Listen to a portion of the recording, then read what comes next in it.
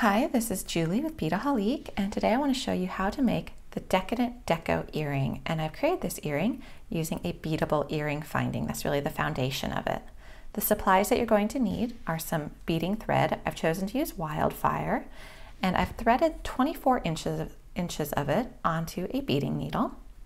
You're also going to need some dark copper metal seed beads, and they are dark copper, but to me they look a little bit like a dark antique brass, so I think they go very nicely with my earring finding. You'll also of course need your beadable earring finding, which has these great loops which allow you to attach thread and beads to them.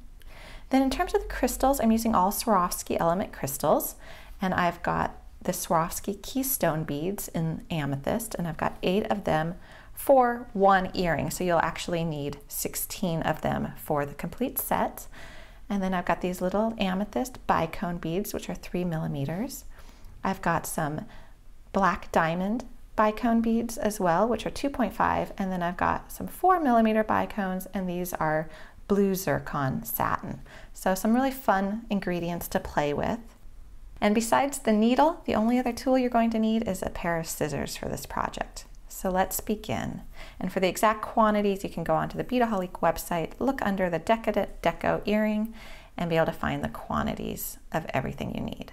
So start by placing your needle through the bottom loop of your beadable earring finding and pulling it through so you leave a tail of about 6 to 7 inches. Now I want you to create a knot with the tail and the rest of the length of your beading thread, just like so. Now we're going to go back and do a surgeon's knot. So we're going to go over, under and through, over, under and through again, so it's a little bit more secured, and just pull that really nice and tight. And you'll see where your knot is. You can go ahead if you want and pull that down because it crept up towards the crystal itself. I don't want it quite that high, so I'm just using my finger to pull it down a little bit. Again, secure it. So to begin, we're going to go ahead and place onto our needle 1 black diamond bicone, 3 of the metal seed beads, 1 amethyst bicone, and 3 blue zircon. Go ahead, slide those down to meet the bottom loop of your earring finding. Now what you're going to do is you're going to pick up all 8 of these pendants via their top hole. So you'll see these actually have 2 holes in them. All of them do. You got a hole at the top, you have a hole at the bottom, the wider part. So I want you to pick them all up from their top hole. And there's 8 of them in this earring. So there's 4. Let those slide down. We're going to grab another 4. 2, 3, and 4. So slide those down, and now we're going to repeat the same sequence that we strung to begin with on the other side of these keystone pendants. So we need another 3 of your blue zircon. We need 1 amethyst, 3 seed beads, 3 seed beads, and a black diamond. Okay, so now what I want you to do is I want you to go through the loop at the base of your earring. And now I want you to make another knot just so that these are more even. So we're just going to go under our thread. Make sure that all the beads are secure. So we're just making a loop. Back through. So I just want to do a really simple knot.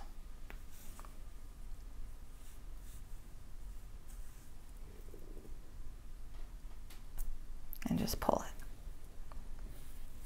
So this is what we've got so far. So now go through your loop.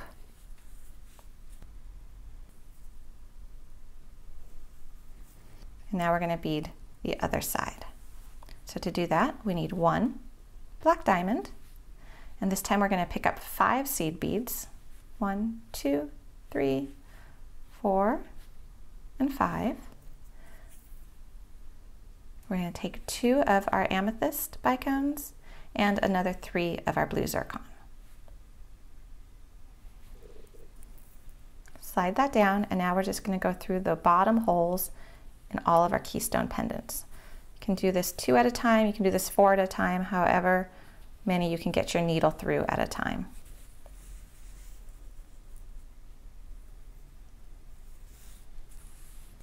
Okay, come out the other side, and you guessed it, we're just going to now replicate what we just did on this side.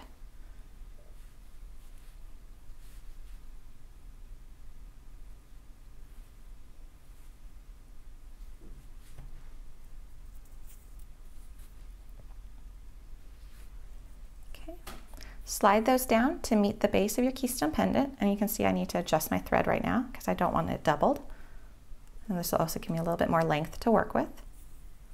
Okay, so now at this point, come back up through that bottom loop.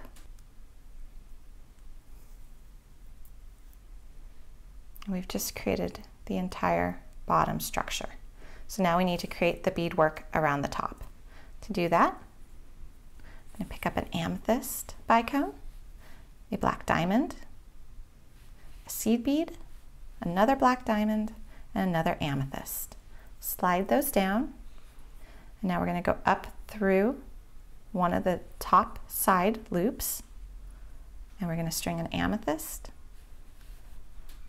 a blue zircon, and another amethyst bicone. Slide those down, go through the last remaining loop that hasn't been used, pull those through, and now we're going to copy this side again. So we have an amethyst, a black diamond, a seed bead, another black diamond, whoops, if it'll stay on there, and another amethyst. Now we're going to go through that bottom loop again, and now what I want you to do at this point is I want you to go all the way back through your top beadwork with your needle. This is just going to reinforce it. It's also going to make it a little bit tighter, which is nice.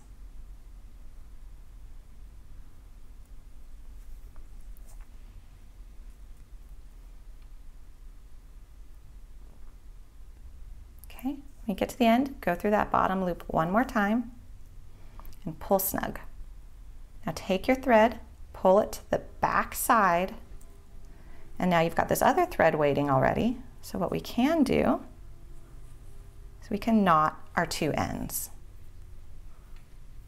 So I'm just going to make a simple overhand knot and pull tight, and then I go back and do a surgeon's knot. So through once, through twice, pull tight, and now all that's left to do is you can go back in, work your thread into your beadwork. If you want to create a few more knots, if you feel like your knots are not very secure, which they should be, but if you do want to reinforce them, which is always a good idea, you can just make little discrete knots along the way, just as you do in bead weaving, where you just make a knot between beads, pull tight, and then continue working your thread into your beadwork.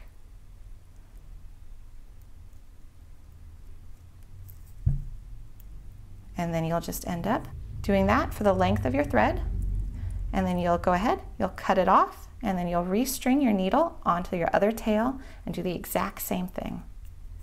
And that is how you make the Decadent Deco earrings.